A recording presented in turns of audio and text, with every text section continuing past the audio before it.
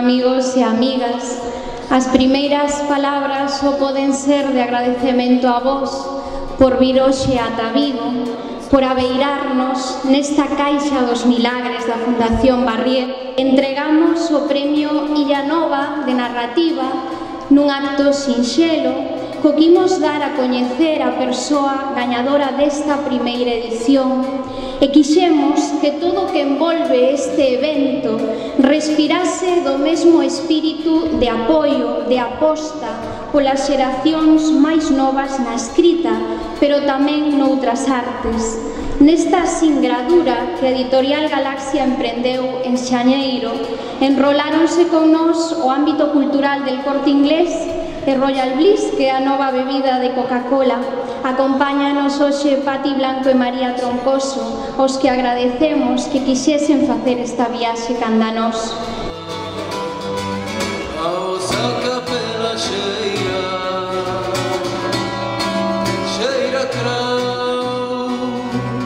Este premio é unha declaración de intencións. É unha declaración de intencións da editorial nesta nova etapa que comezou este ano cun novo equipo a cabeza.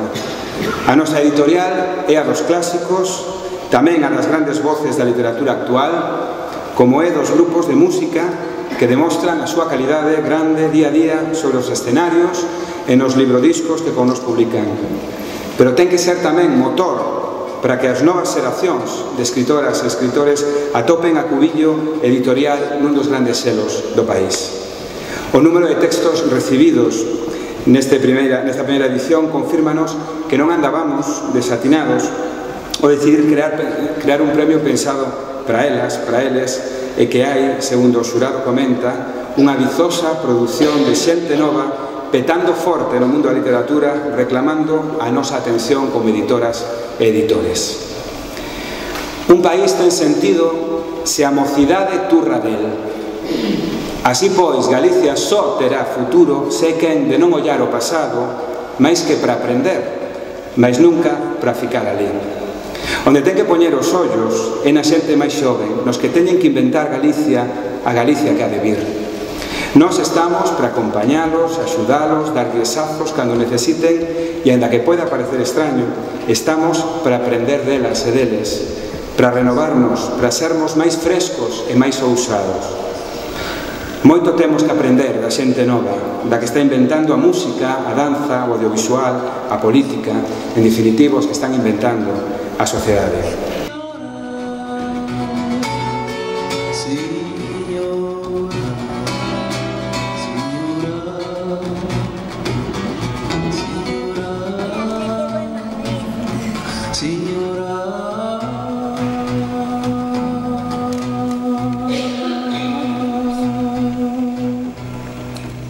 Moito traballiño dá correr atrás de quen foxe, ou chaman de tempo perdido, como David cantou, correr atrás de quen foxe. Parecía que nos corríamos detrás dunha sombra que fuxía. Esa sombra sigue fuxindo, nós ainda non somos un pobo libre totalmente. Os ideais da humanidade, os grandes ideais da humanidade ainda non se cumpliron, siguen fuxindo, siguen escapando. Ás veces que parece que retornan os fantasmas, os horrores, e de forma terrible, parece que como nunca foran, pero sí, sempre horrores averaos, e esperamos que haxe un día en que eses horrores desaparezan. Así nos ensinaban a xeración das festas minervais de Illa Nova, nos ensinaban os nosos mestres en conducta, que eran tamén mestres en literatura, desde o século XIX até hoxe. Hai que ter esperanza, e a esperanza manténnos de pé. Ben, agora vai proporcionar un premio remunerado, felizmente remunerado, a un escritor ou escritora que supoño que, espero que estea presente para felicitalo ou felicitala, e que vai ter un tesouro nas mans, non o do diñeiro, pero si o tesouro de un premio dado con ilusión, un premio con raíces no noso mellor pasado, e tamén vai a ter el ou ela un tesouro máis simbólico, que que o dun poema de Álvaro Cunqueiro que di: teño unha illa louvada alá no fundal do mar, ten bois da color do tempo e pastoras de cristal, ten un río de paxaros que desemboca en canzón, e así continúa un pouco máis para iluminarnos. Álvaro Cunqueiro enchernos o corazón de alegría de paxaros, como debe ter o premiado ou premiada. E máis nada, moitas gracias. Para tirar unha espiña,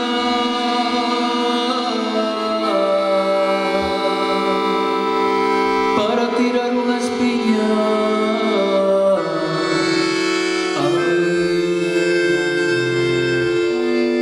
do corazón que me mata. Despois das oportunas deliberacións, o xurado decide, por unanimidade, outorgarlle o Premio Illa Nova de Narrativa na súa primeira edición o texto titulado A vida sinxela de Marcelo Firmamento. A Berta aplica, cos datos da obra premiada, a gañadora resulta ser Vanessa Santiago Vázquez. A vida sinxela de Marcelo Firmamento é unha reinterpretación das novelas de viaxes cunha comunión moi marcada co universo do mar e as súas lendas. Unha viaxe de retorno que parece de ida e que é finalmente unha descuberta.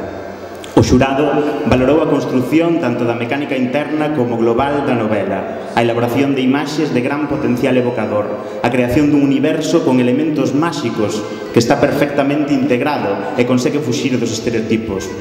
A novela resalta polo coidado da procura da palabra exacta e as imaxes tan potentes que crea. Fai entrega do premio Xosé Luís Méndez Ferrín.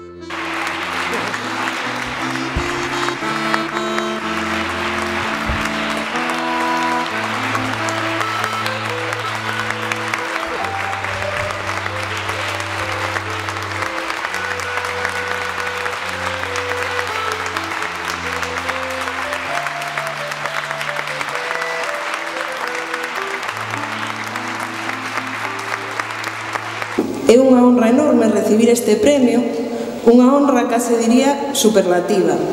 Non atopo palabras axeitadas para expresar o meu contento e satisfacción, ilusión, agradecemento e abraio polo ditame do xurado, dado que a vida sinxela de Marcelo Firmamento non estaba escrita antes da propia convocatoria do premio, non agardaba collendo pó en algún caixón a que alguén a espertase, senón que dormía, felizmente, no meu propio maxín, para a miña incredulidade.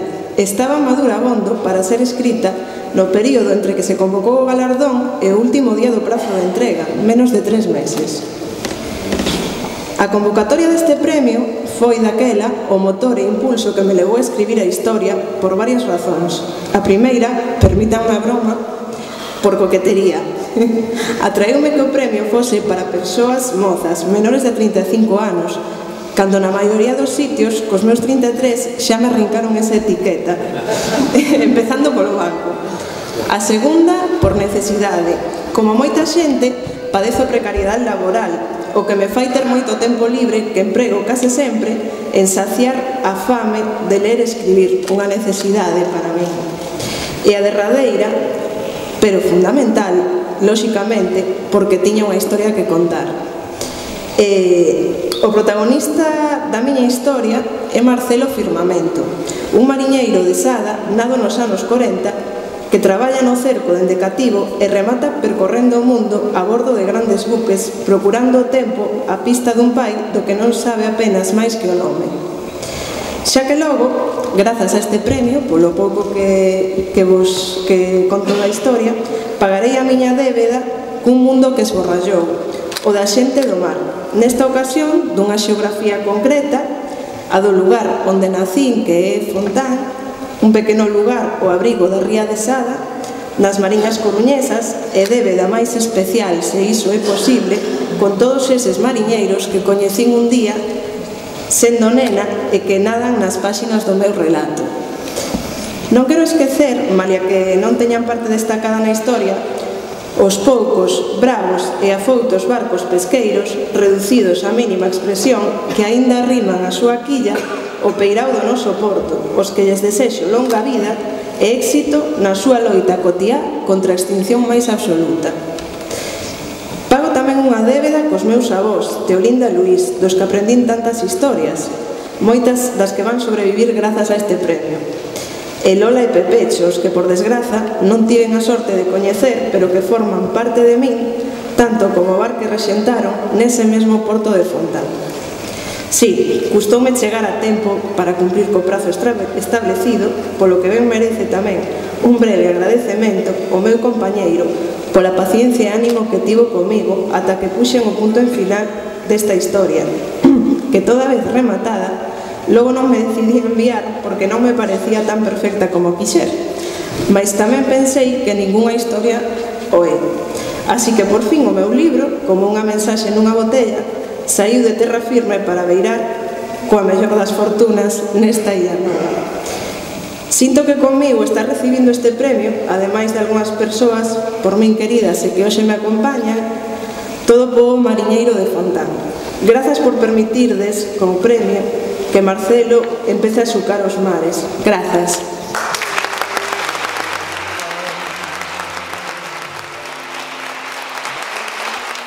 Doulle as gracias a todos vos por estar aquí presentes e a David e a Pedro por acompañarnos e aos patrocinadores, el Corte Inglés e Coca-Cola, e dun xeito especial aos escritores de Illa Nova aquí presentes, José Luis Méndez Ferrín e Xavier Alcalá. Mil grazas por axudar a facer posible este milagre de proxecto que nos ven acompañando desde fai 67 anos.